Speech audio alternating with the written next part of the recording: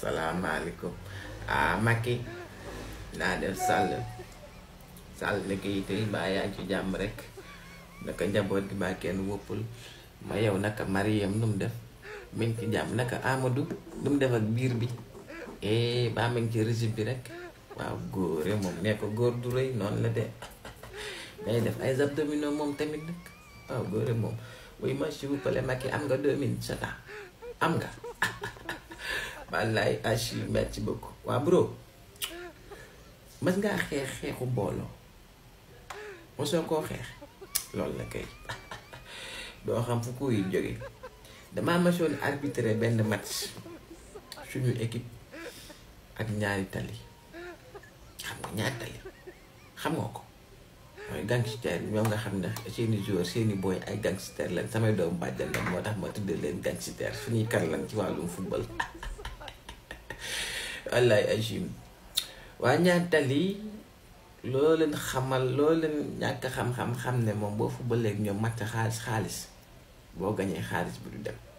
loolu moom xam nga ko loolu gàtt xam-xam histoire boobu moom dégg nga ko moom ñaari tali yi benn jour ma ne je me dévoue c'est moi qui vais arbitrer le match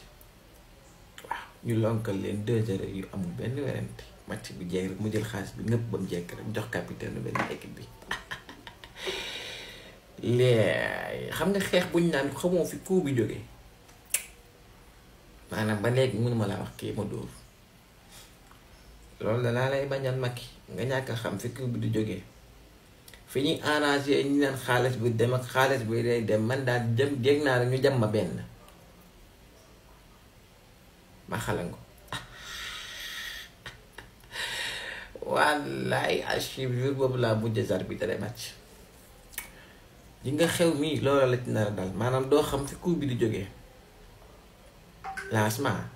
xëy nga rek ñu ne la Cheikh Tidiane Dièye jàll na parrainage Boubacar Camara jàll na parrainage Déthié Fall jàll na parrainage ba léegi yeewoo ko Macky yaa ngi nelaw ba tey